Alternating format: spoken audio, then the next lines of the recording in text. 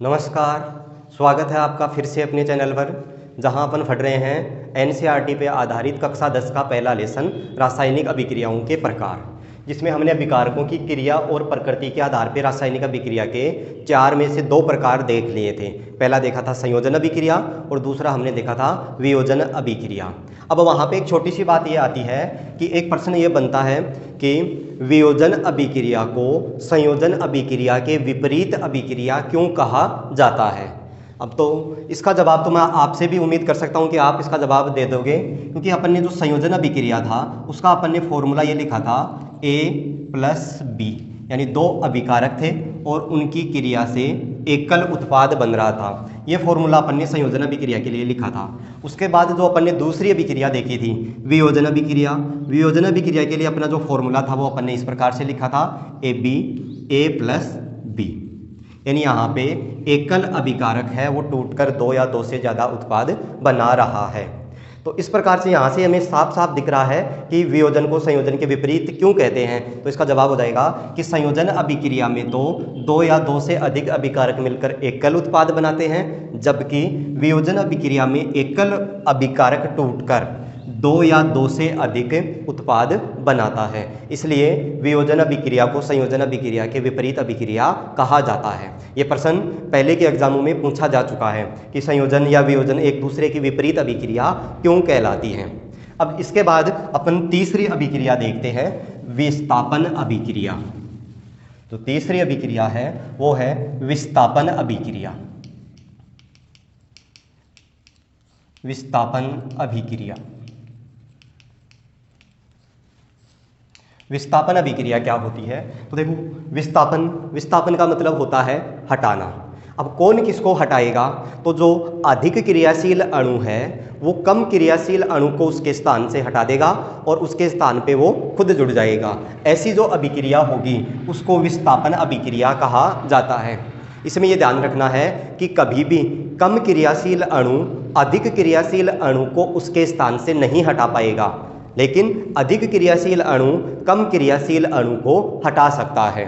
तो इसकी परिभाषा हो जाएगी विस्थापन अभिक्रिया की, ऐसी रासायनिक अभिक्रिया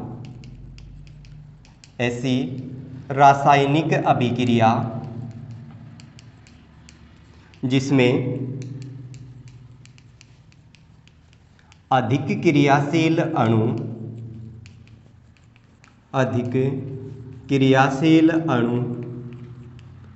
कम क्रियाशील अणु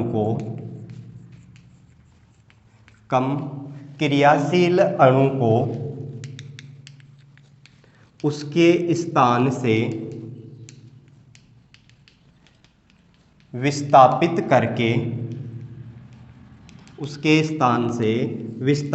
करके स्वयं जुड़ जाता है,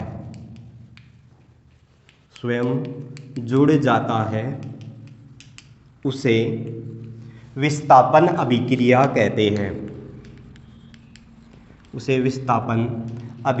कहते हैं।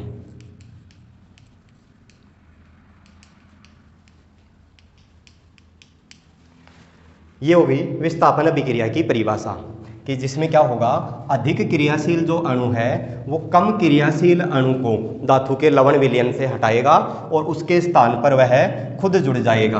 अधिक क्रियाशील स्वयं जुड़ जाएगा, इसका मतलब अधिक क्रियाशील अणु जुड़ जाएगा। जैसे इसके लिए उदाहरण देखते हैं कि हम कॉपर सल्फेट का जो विलयन है, कॉपर सल्फेट का विलयन, इसके अंदर जिंक धातु का टुकड़ा डालते हैं तो आगे अभिक्रिया होगी।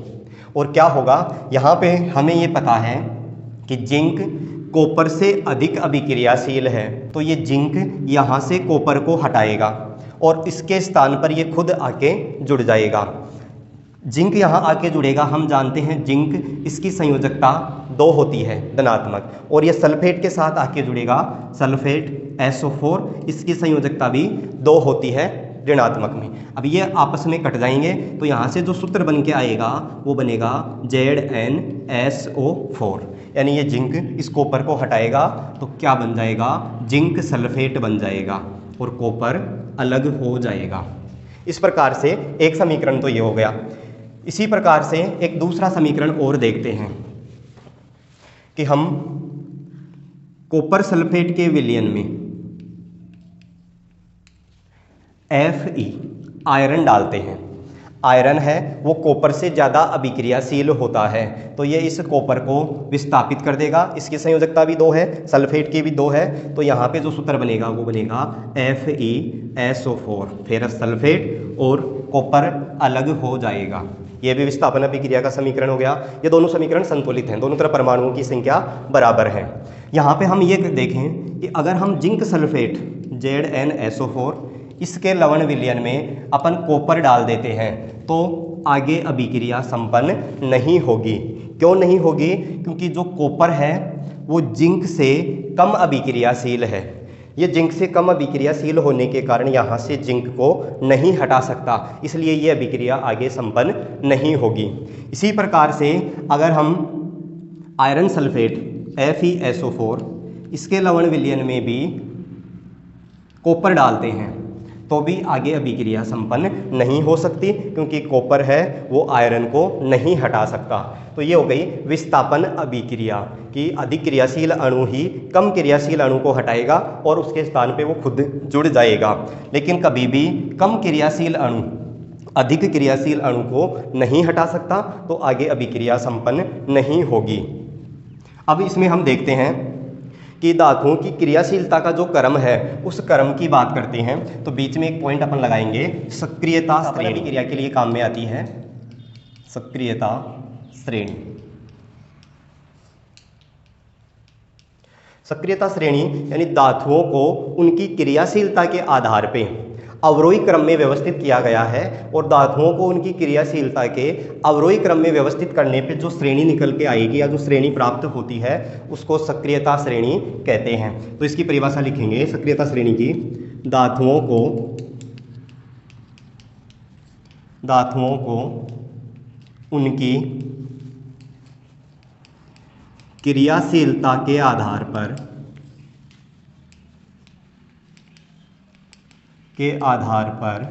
अवरोही, अवरोही का मतलब है घटते क्रम में, आरोही होता है बढ़ता हुआ क्रम और अवरोही है घटता क्रम। क्रियाशीलता के आधार पर अवरोही क्रम में व्यवस्थित करने पर, अवरोही क्रम में व्यवस्थित करने पर प्राप्त श्रेणी को सक्रियता श्रेणी कहते हैं। सक्रियता श्रेणी कहते हैं। अब श्रेणी क्या है? तो वो श्रेणी है इस प्रकार से K Na Ca Mg Al, इससे कम क्रियाशील है Al के बाद में आएगा Zn के बाद में आएगा Fe, फिर आएगा कॉपर, उसके बाद आएगा Hg, Ag और Au, जिसमें पोटेशियम सबसे अधिक अभिक्रियाशील है, फिर उससे है सोडियम, उससे कम सोडियम, फिर calcium, magnesium, aluminium, zinc, iron, copper, फिर उसके बाद आगे हैं ये जिसमें लास्ट में है Au गोल्ड, जो सबसे कम अभिक्रियाशील है। ठीक है, ये हो गई अपनी सक्रियता श्रेणी।